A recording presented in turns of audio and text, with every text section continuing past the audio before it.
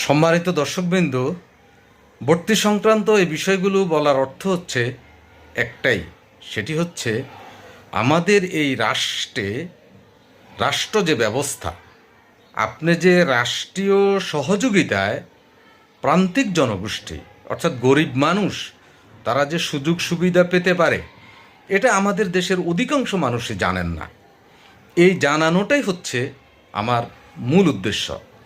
এখানে শিক্ষকগণ বিসিএস থেকে আসা এবং নামমাত্র বেতন 10 টাকা বেতন, এবং সরকার প্রতি বছর ছাত্রছাত্রীদেরকে বৃত্তি দিচ্ছে। এই যে তথ্যগুলো সরকারের অনেক প্রতিষ্ঠানের তথ্যই আমাদের সাধারণ মানুষ জানে না। মানুষকে এই জানানোটাই হচ্ছে আমার ভিডিওটার মূল লক্ষ্য।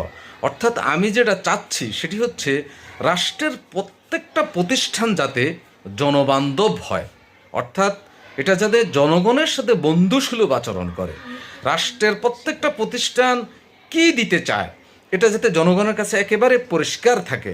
আশা করি এই ভিডিওগুলোর পর আপনারা হাজীগঞ্জ সরকারি টেকনিক্যাল স্কুল অ্যান্ড কলেজের সরকারের যে সহযোগিতায় এখানে যে শিক্ষা কার্যক্রম সেটা বুঝতে পারবেন, এবং চিত্রে আপনারা computer lab, electrical lab, civil lab, mechanical lab দেখে বুঝতে পাচ্ছেন যে এখানে বাস্তব প্রশিক্ষণটা অনেক ভাবেই সরকার দেওয়ার চেষ্টা করছে, এবং এই বাস্তব প্রশিক্ষণের মধ্য দিয়েই বাংলাদেশ দক্ষ জনশক্তি তৈরি করতে পারবে। আর দক্ষ জনশক্তি তৈরির মধ্য দিয়ে আমাদের উন্নয়ন এবং অর্থনীতির টেকসই বয়ে আসবে।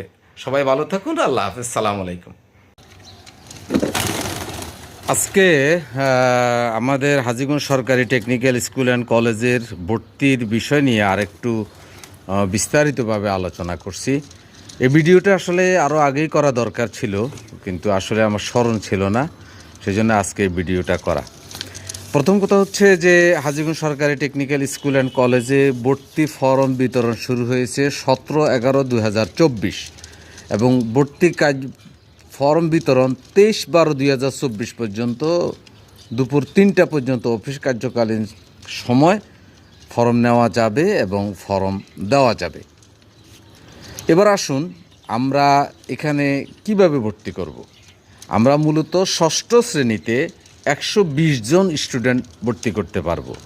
এর মধ্যে মুক্তিযোদ্ধা কোটা, পোষ্য কোটা, উপজাতীয় কোটা, বিশেষায়িত কোটা, এই কোটাগুলো বাদ দিয়ে বাকি যেই পদগুলো থাকবে সেগুলো উন্মুক্ত প্রতিযোগিতার মাধ্যমে আমরা ভর্তি করব। আসুন সপ্তম এবং অষ্টম শ্রেণীতে, সপ্তম শ্রেণীতে যদি আমাদের ষষ্ঠ থেকে 120 জন ভর্তি হয়, তাহলে আমরা আর একজনও ভর্তি করতে পারবো না। এখন ধরুন কোনো কারণে ষষ্ঠ শ্রেণী থেকে সপ্তম শ্রেণীতে 120 জন না হয়ে ধরুন 80 জন হলো, বা 90 জন উঠলো, বা 100 জন উঠলো, তাহলে আমরা 20 জন ভর্তি করতে পারবো।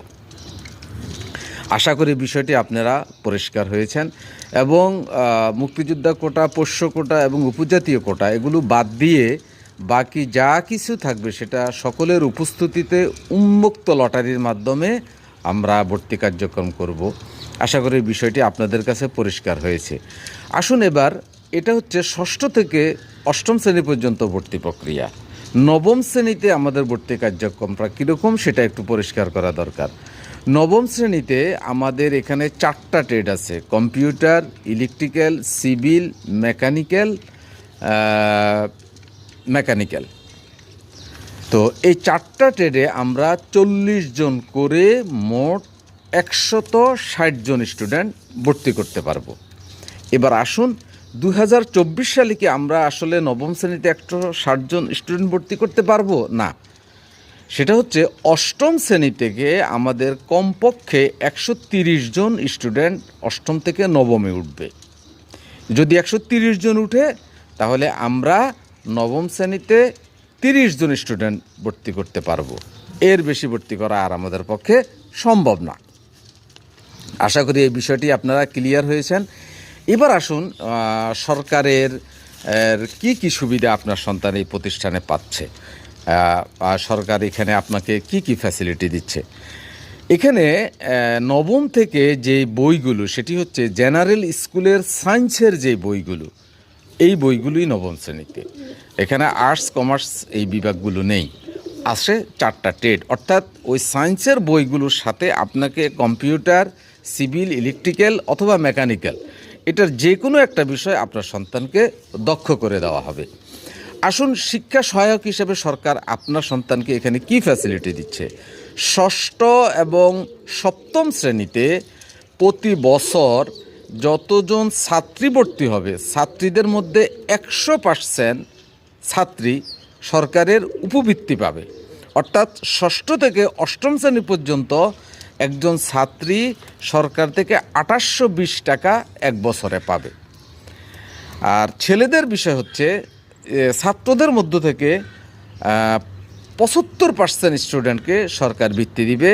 তারাও ওই ষষ্ঠ থেকে অষ্টম পর্যন্ত প্রতি স্টুডেন্ট যারা বৃত্তিপ্রাপ্ত হবে তারা 2820 টাকা পাবে। এবার আসুন নবম এবং দশম শ্রেণীতে। নবম এবং দশম শ্রেণীতে আপনার ছাত্রীরা শতভাগ বৃত্তি পাবে, তারা প্রায় 4000 টাকার মতো বছরে পাবে। এবং ছাত্রদের মধ্য থেকে 75% নবম, দশম, একাদশ, দ্বাদশ পর্যন্ত তারা 4000 টাকা বৃত্তি পাবে।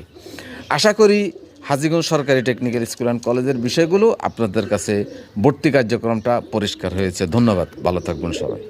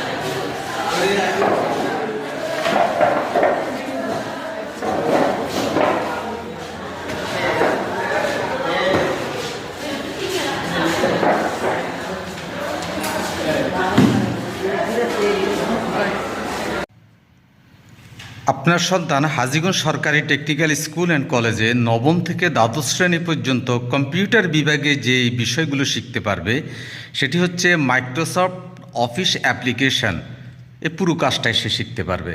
তাছাড়া MS Word, Excel, PowerPoint ইত্যাদি বিষয়গুলো জানতে পারবে। উন্নত বিশ্বে আমরা দেখি তারা ট্রাফিক নিয়ন্ত্রণের জন্য কোনো পুলিশ ব্যবহার করে না, সেখানে ট্রাফিক সিগন্যাল ব্যবহার করা হয়। এই ট্রাফিক সিগন্যালটা কিভাবে অপারেশন করতে হয় এটা সে জানতে পারবে।